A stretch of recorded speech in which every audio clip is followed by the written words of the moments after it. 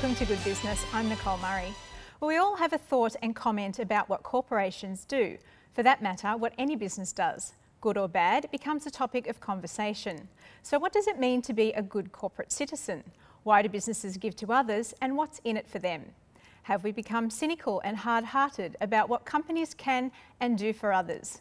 Well, that is exactly what we're going to talk about today. The corporate citizen. Why do it? And can you as a business afford not to support others? Well, my first guest will shed some light on this massive and perhaps tricky issue. It's our regular marketing expert, Associate Professor Margie Hume. Hi Margie, welcome. Hi, how are you, Nicole? Very well, thanks. So Margie, tell us, is it important for businesses to have that corporate responsibility? Okay, I guess which is something we talk about all the time is aligning your marketing and strategic decisions with what type of firm you are. So what we do with corporate citizenship is often firms, if they're in a particular industry, they'll rely on sponsorship to reinforce their position. So we call it cause-related sponsorship or cause-related marketing. So they'll actually either donate to a person or a person doing an event or a specific event that may reinforce their position to the environment or to some sort of particular cause. Cause-related marketing started very early in sort of, I suppose you'd say, American marketing, or early sort of 60s, 70s American marketing, where a lot of firms would actually support something that related to their product. So it was an early manufacturer of female sportswear. She initially started sponsoring female health and female sexual health and domestic violence, and that's how it sort of started to emerge. So it reinforced where she was positioned in the marketplace with her product. Wow. And so does that mean that a business needs to have a strategic plan then about how they align themselves with a charity? Or Absolutely. We talk about that a lot on this show. When you're planning to actually take your product to market and what you're doing in the marketplace, you really need to think quite seriously about where you want to be, who's your target market, who are you talking to with your product. And so clearly, with cause-related marketing, it's the same thing. You've got to think about who you're talking to. So for instance, if you're a sporting product and you want to sponsor youth sport, you have to think about, okay, which do I sponsor? Someone who's big in youth sport, or someone who the kids, like Quade Cooper, for instance, someone that they align themselves with? Or do I sponsor an event, like a large carnival or a large event? So you're getting your product out there in the marketplace when people who are consuming your product are actually attending an event. So you'd have to be very targeted in that sense to make sure that your target market as a business owner is correlated with that organisation. With what you're choosing to do. But it does present some risks. So, I mean, I think I've probably suggested some. If you're sponsoring a person, the conduct of that person and how that person behaves, both on-field, in-field and outfield, may actually have a negative impact on how you've positioned yourself. The same with a particular event. If there was some drama at the event, some, a major, like recently with the Junior Rugby League, we saw some parents sort of getting into it after the game, which was quite unpleasant. You need to be careful if you've aligned yourself to those events in corporate sponsorship and using them as your corporately or socially conscious strategy, that you're not going to receive the negative impacts of those in your product. And then I guess you also have to decide whether it's a particular person that you're going to sponsor, whether it's going to be a charity that's close to your heart and values as a business and things like that. We also often see firms that are in industries where their product may reflect some negative moral conduct. For instance, say gambling or the alcohol business. You'll often see that they can often support causes to try and balance out their social contribution. So you'll see them sponsoring, large Walk for Wants or the 40-hour famine or things like that. So supporting other industries and what we call co-advertising and co-sponsorship of these events, taking them to the marketplace. But it's very careful to weigh up the risks against the benefits. And often, on this show, we often focus on the community, so the community advertiser. So really for those types of people, the small, medium enterprises, it's better to focus on sponsoring an event within your community where you'll get some good publicity, but something that's relatively safe and you don't think there's going to be some negative event Yeah, I suppose that could reflect badly on your organisation. Yes, we don't want that now, do we? No, we do not. No. And I suppose different businesses, smaller businesses to larger business, and the budgets and all that sort of stuff comes into play. And just make sure you get some naming rights when you're doing this, so that your message does get out there with your product. Yeah, okay. So it's a pretty complex area, very but complex area. Could be very financially... Align with your strategy, reinforce your positioning, and make sure you get some sort of promotion out of it. Yeah, I think that's a really good idea. All right, Margie, thank you so much again for all your wealth of knowledge. Oh, thank you. We appreciate you coming on the show. Thank you for having me. Okay. All right, well, from all that a corporate citizen is, people who practice it and their experiences, we will find out how a large corporate has given back to the community and the results. And up next, a wealth coach who says you can give money away and you can make more. How? Well, stay with us.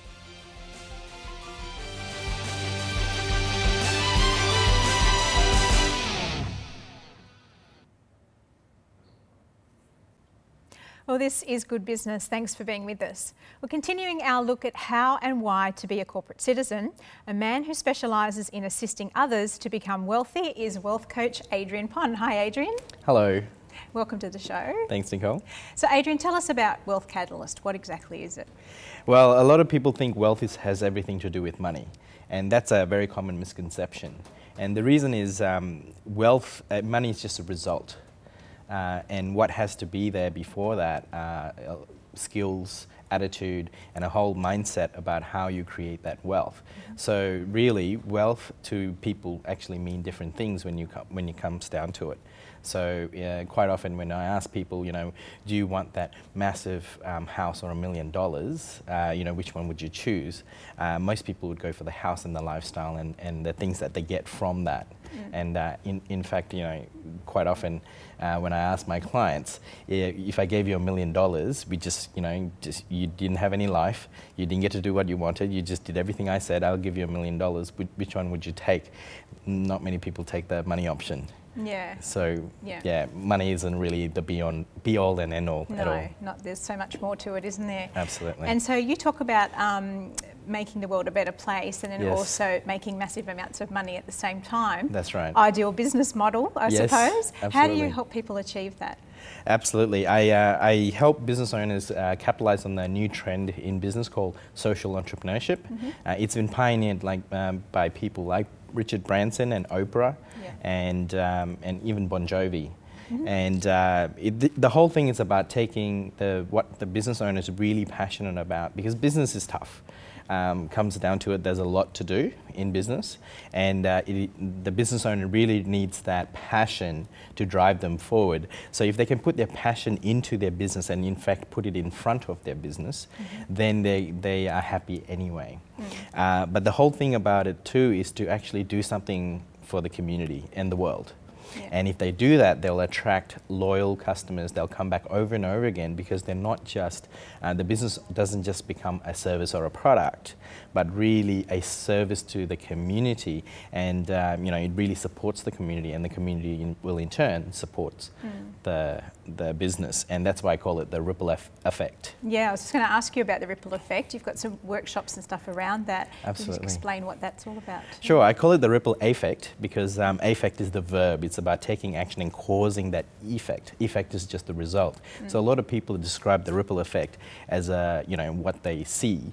But what I'm doing is actually helping business owners cause that ripple, and a ripple that goes far beyond their business.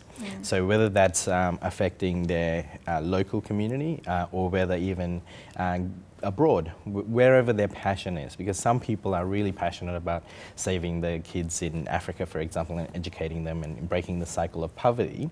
And some people are really passionate about the self-esteem of young women, for example, in their local area. And so I show business owners how to tie that into their marketing so that they actually get to have a business reason for making a difference and making the world a better place. Okay, so it's a very different type of business model, but obviously a win-win for the business owner and for the customer and for the community as well. Absolutely. Yeah. So why do you feel that social entrepreneurship is so important for business owners? When you look up social entrepreneurship, you'll get a lot of different definitions, and that's because it's an area that hasn't very consolidated very much. Some businesses are very defined and some businesses aren't, and social entrepreneurship has quite often been in the area of humanitarianism, where they've looked at a problem in the community and done some sort of solution there. The issue there is that most common business owners, the average type of business owners who are not so entrepreneurial, for example, may have solutions for different things in their community and around them, but may not have a way of funding it or getting a way of making it happen. So I've devised a way called the ripple effect on how to design that into their marketing. So it's a different approach to coaching than normal. Absolutely. Yeah, okay. So the business benefits, the customer benefits, and everybody benefits. That's right. How often can you get a situation where there are so many stakeholders who actually win? So it's a win-win, win-win. And I suppose you would find that they are more into their business emotionally. Absolutely, absolutely. When the business owner is really enthusiastic, it flows through to their staff and it flows through to the customers. The customers as well. Okay. Absolutely. Well, thank you, Adrian. It's really interesting to see that different type of business model, and it's obviously very positive and win-win for everybody. Thank you. Okay, thanks, Adrian. Well, that was Adrian Pond, Wealth Coach, and you can check out more at his website, wealthcatalystcoach.com. Well, recently the Old Baptist Church in Ipswich Central was vacated and McDonald's family restaurant bought the property. They have established their new outlet in the top of the town precinct, and along with the Ipswich City Council and through federal government funding, have developed something quite unique. Well, local councillor Andrew Antonelli tells the story of this remarkable partnership.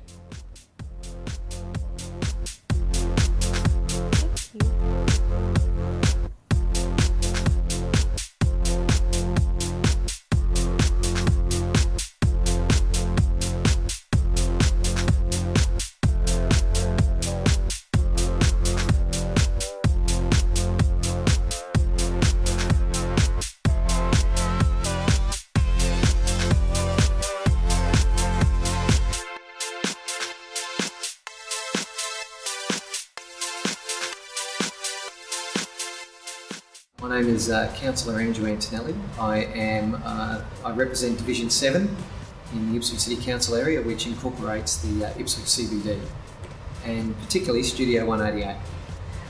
Well, a number of years ago, the Baptist Church congregation had become such a size that they needed to find new accommodation.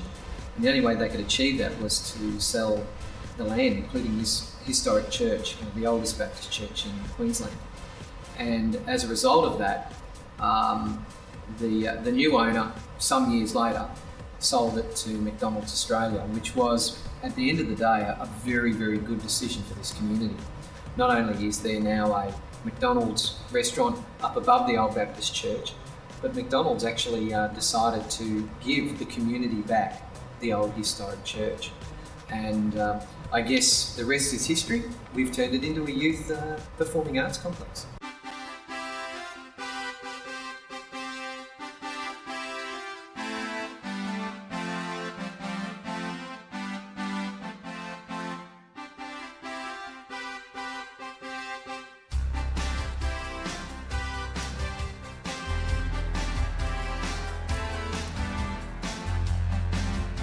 Well, it is the old historic Baptist church building, but rather than continue to call it the Old Baptist Church and to engage young people, because we have designed it as a youth space, we needed something catchy and edgy for young people. And we engaged with young people and they came up with the name 188 as the name they wanted to give this place, and because it is 188 Brisbane Street, Ipswich. So we decided that to give it the name Studio 188, and that's because it's very versatile. It's not just a performing arts studio, it's a recording studio, art studio. It basically is unlimited. This is essentially a $3.5 million facility provided for young people so that they can express themselves through the arts. But it is different to other performing arts centres or other halls in Ipswich, because they may be more specific to performing arts and to the broader community. This is the best high-tech equipment that we can get for young people to engage young people.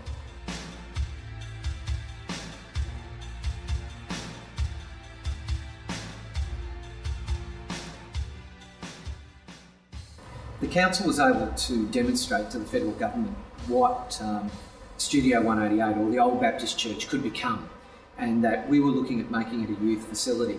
And through the federal government's Better Regions program, they were able to provide us with $1.5 million to go towards the refit of the Old Baptist Church.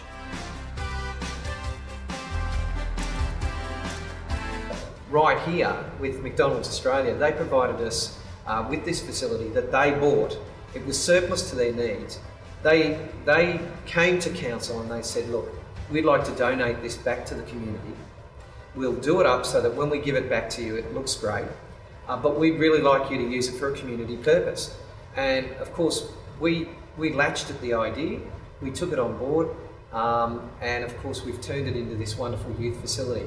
But I guess from McDonald's Australia's perspective, I mean, you can't get a better example of a good corporate citizen than McDonald's Australia. In effect, they have given us something that's, roughly worth $1 million to them. The land, the building, and the works they did to the building before giving it back to us. And I really feel that McDonald's Australia deserve a lot of kudos for that.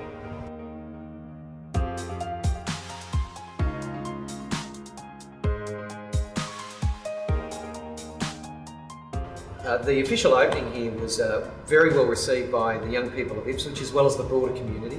I think the broader community really think this space is fantastic, and the youth love it.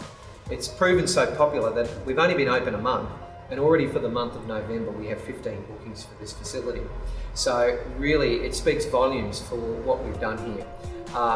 Great examples of the technology that we have here. This is the first theatre, first performing arts venue in Australia to have all LED lighting. The whole lighting in the venue is LED, which is, as I said, an Australian first. And even the Fennell lights are all LED as well. And that means that the cost savings of running our lighting is just phenomenal. We really can provide a high quality facility at a low cost to the Ipswich community. On top of that, the youth that have used this space, there's been a number of band functions here. They love it. They actually think it's the best venue they've ever performed in, and we really think that the youth are going to take a great deal of ownership and pride in Studio 188.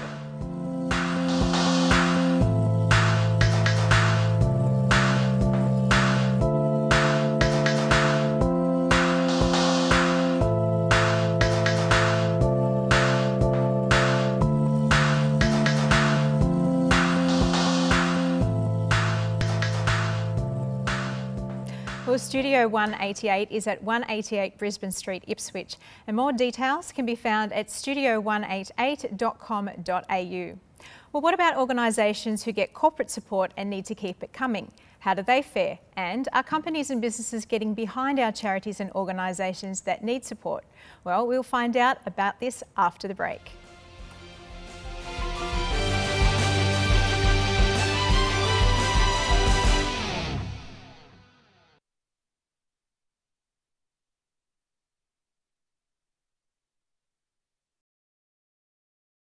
Thanks for watching. This is Good Business. The corporate dollar, through sponsorship and support of charities and many worthwhile causes, have to be spent wisely. How do you attract that support, and how important is it? We caught up with Peter Mewett, General Manager, Services at the Cerebral Palsy League, Queensland, to discuss this issue. Well, Peter, how important is the corporate dollar for an organisation like the Cerebral Palsy League of Queensland? Actually, corporate support for organisations, not-for-profits like the Cerebral Palsy League is absolutely crucial in today's economy. Most Queenslanders, most Australians wouldn't realise that most people with a disability do not receive any form of government support whatsoever. So for organisations like ourselves to provide the range of supports and services to people where they need them requires that we get the fundraising dollar as well. Now, part of that is through donation, but increasingly developing corporate support partnerships, and they are indeed partnerships, is where the future lies as far as supporting people in these programs. And it's probably good just to pull that apart a little bit too, Peter, in the sense of a partnership. What does that partnership typically look like? Yeah. Look, I think what we're moving for, traditionally, it was in the form of donations. So the donations like fundraising, I think we've moved away from that over the last few years, and I think we're moving more and more into a point where, quite rightly, our corporate partners are expecting and looking for best bang for the buck. So not only is it about understanding where does the money go, how is it actually making a difference in the lives of people who they're interested in supporting, but it's also saying what benefit do we to get out of it. So if you're supporting organisations that have a high profile, a large reach, it can be viewed in the same way as sponsoring a football side maybe, but instead of sponsoring the Mackay First Grade Rugby League side to get reach amongst that community, instead we're supporting and sponsoring 5,000 hours worth of speech therapy, which potentially has much greater reach, impacts on many more people's lives in the communities that those corporates, employees work, live and socialise. So it's really about corporate citizenship, but it's also about advertising and sponsorship. It makes good commercial sense. So it's quite strategic in the sense that an organisation would recognise that getting behind the Cerebral Palsy League meets certain items that they would have down on their marketing strategy list, and by partnering with you, they know that they're going to get a certain return. Is it that calculated? It can be. Obviously, altruism still exists in its purest form. What I think is important is corporates want to understand, and quite rightly so, what is the money being spent on, that it's not just going into a black hole. So for the Cerebral Palsy League, for example, the things that we really look at selling is things like programs. So money actually going in to provide services like speech pathology, or a really clear event that's been sponsored by corporates for many years is our Camp Have a Chat, where young children who require quite complicated speech generating devices actually go to a camp every year to actually learn how to better use those speech devices, which in turn enable them to participate in school and participate in social life, which in turn lead to their parents being able to be in the workforce, and exceptionally high profile for the corporates that are involved. Secondly, it's looking at assisting us to purchase equipment for families, so that the gap between what it costs and what you get, when you look at a power wheelchair, may cost $30,000. When you look at that, to customise that may cost another $20,000, and you're getting $6,000 from government, it means you have a very large gap to make up. So there is very high profile for corporates in that work.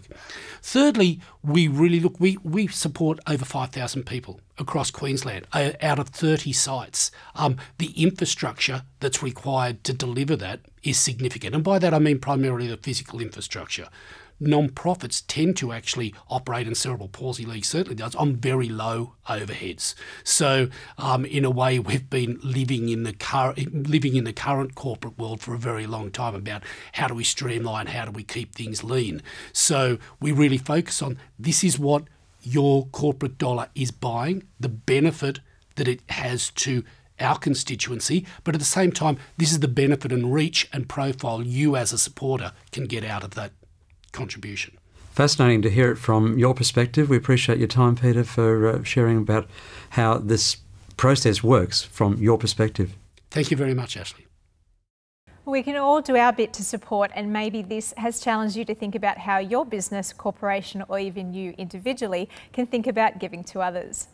I hope that this has given you food for thought. To see this again or view any of our episodes, go to goodbusinesstv.com.au and click on the show. Remember, you can make a difference, and I'm going to leave you with some more scenes from the fabulous Studio 188 as just one example of how organisations and government coming together really can do something worthwhile. Until next week, I'm Nicole Murray, and I hope you enjoy good business.